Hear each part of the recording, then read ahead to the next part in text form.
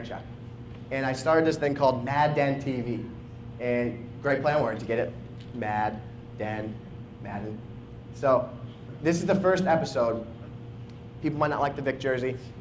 Everyone should love the Tom Brady jersey. And I would just sit in front of the camera, same flip camera, and just talk about Madden for 15 minutes, 20 minutes, sometimes 45 minutes, sometimes like an hour and a half. Just sit there. I would work 9 to 5. I'd come home, sit in front of the camera, and talk, and talk, and talk. And that's when things started to kind of develop a little bit more for us. And you remember that first twin? This is now what twin looks like now. And you remember Zach was saying before, you gotta burn a calorie. You gotta work for free, right? Everybody kind of just thinks like, I don't want to work for free. Why should I work for free, right? You should just give it to me. But that's just not how it works. You gotta get out there and grab it. You gotta burn a calorie, get out there, work for free. That's what we did here. So we actually, because Zach was working down there for so long for free, the guy that worked there, owned the studio, said to Zach, Zach, I know I got that website and you're doing that show. Why don't you start filming at our studio, and for free? It was one guy helping another guy out because Zach had done that for so long for him that now he gave us this, which now legitimized what we were doing, made us look legit, not in his parents' basement in the pitch black, filming the show. Yeah, it was good, but no one would take us serious if it looked the other way it looked. So things started to progress, and then we got a new website.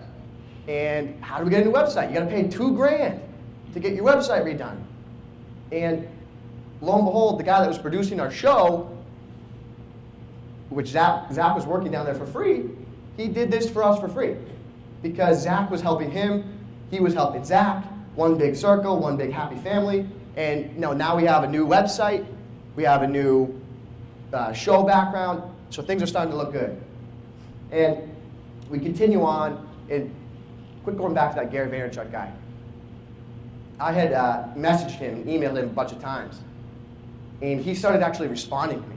And I talked about Gary Vaynerchuk, saying that he's got all these millions of followers, did all these great shows, all this great work.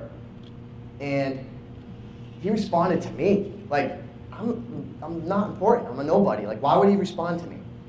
And that's because he cares. He actually genuinely cares about the people he's trying to talk about wine about, because he loves wine, right? So that's like that second part about, you can't just create great content. You got to actually care about the people that you're pushing the content out to. And so then a new date came around to us, and we were doing the show, doing Mad Den TV, we were doing Twim and all that, and life was great, life was good, and things started to progress. March 20th rolled around. I was driving home on the Mass Pike with my wife, and I emailed Gary because Gary said, yeah, I asked him to do a Mad Den TV show earlier in the year, and he said, yeah, I'd love to do a show with you. And I emailed him on March 20th because he said we're going to be able to do it in the springtime of 2011. So I emailed him, and he ended up actually writing back to me while we were driving home. He said, Steve, I'm not going to be able to help you. I'm not going to be able to do it. And at this point, March 20th, 2011, we were almost at that 3-year mark where we said we're going to give it 3 years, and if we don't make it after those 3 years, then we're going to kind of just stop. And is it really worth it at this point to keep going? So I was going to tell Zach that next day on March 21st. I was going to call him and, Zach, I'm done. Can't do it anymore. Maybe we can just maintain the site and just leave it as that and go on our separate ways, still be good friends and whatnot. And I don't know if you guys have ever heard this line or this quote, right? But it's a lot of times when you're ready to quit something, you are literally this close, that close, to nailing success right in the face, right? Like, you're just so close. You want to quit, you want to give up, success in that moment to get over that hurdle is right around the corner. So that next day, I get home from work, I'm getting ready to call Zach. He calls me. I said, hello?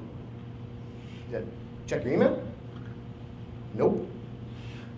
Hang up, I don't want to take this moment away from you. So I hung up, checked my email, and I saw this. And I'm sure you guys you read through this just now, and I literally I dropped the phone.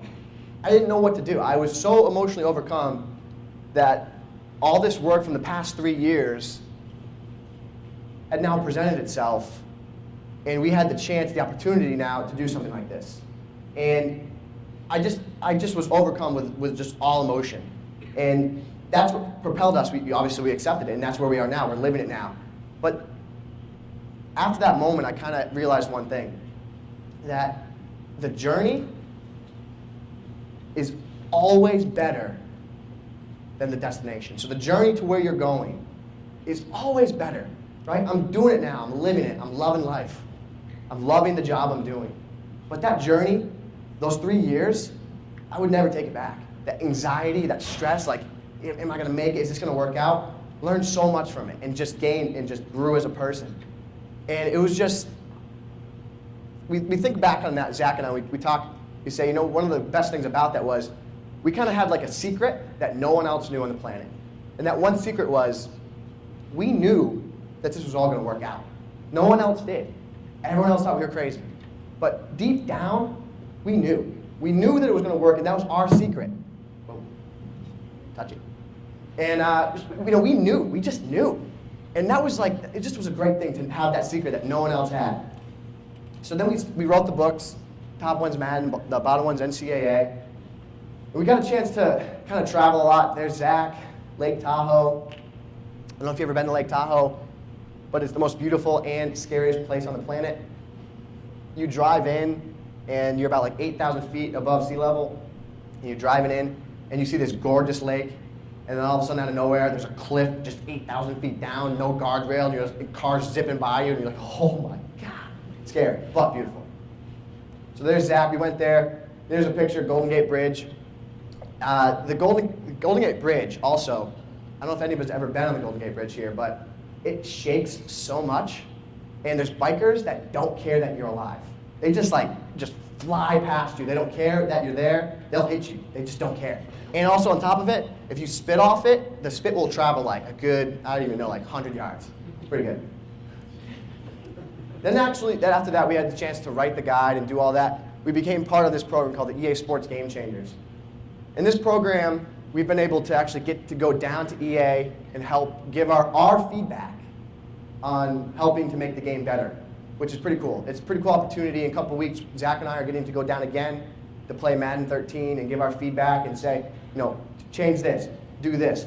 And our community of people that follow us, we're going to bring their feedback and their information and give it to them. So we're going to be the voice for those people, which is just cool. It's just really a cool opportunity to do that.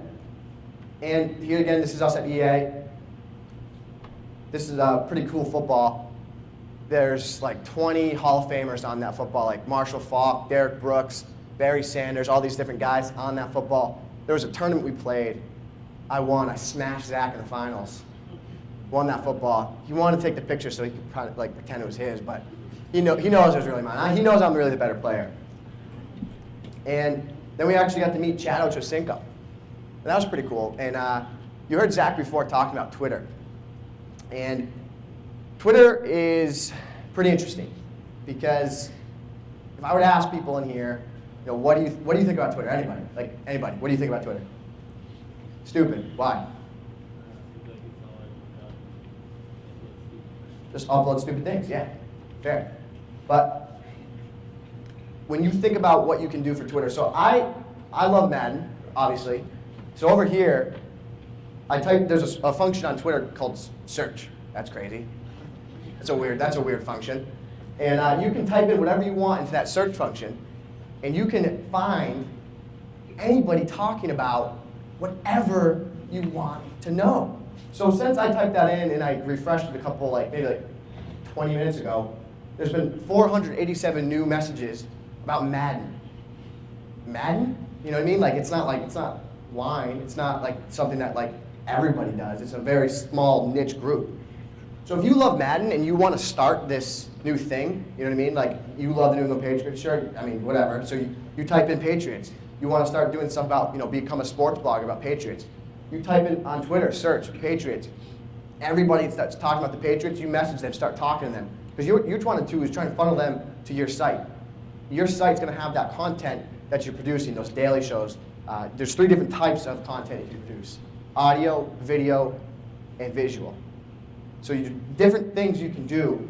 And Twitter is a spot where you can find all those people. A lot of also people think about Twitter, they look at it as like a marketing platform.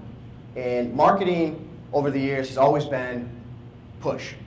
You know, the radio agency sends out a mass email or a mass radio message and talks about, you know, the Super Birds at Big Y are going to be on sale for, you know, $5.99, whatever. And the consumer that listens to it, takes it in, they can't respond back, right?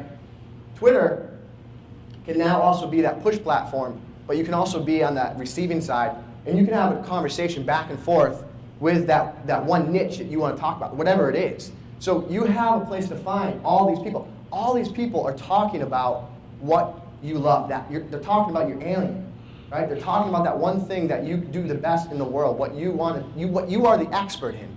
They're there talking about it. And because over the years when we were, this is actually literally how we built MaddenBible.com. If you go to, I'll do it for you. If you go to Google and you type in, can't even go to Google. Type in Madden tips. You don't find Madden Bible. You don't find them. They're not there, right? Why not? Where are we? So there's a thing called search engine optimization. Anyone know what that is? He knows what it is. In the back. So search engine optimization is a way that you become found on places like Google, Yahoo, and Bing. And if we can't be found on there because our SEO sucks, like I don't know how to do it, Zach doesn't know how to do it, it's the same thing like the microphone. Like we don't know how to do that. All we know how to do is create great content, find the people on Twitter and talk to them, engage with them. Go to online forums, there's people talking about like Madden there. They're talking about whatever it is you want to care about, they're talking about it. But if they went to Google, where everyone goes to find things, they can't find us.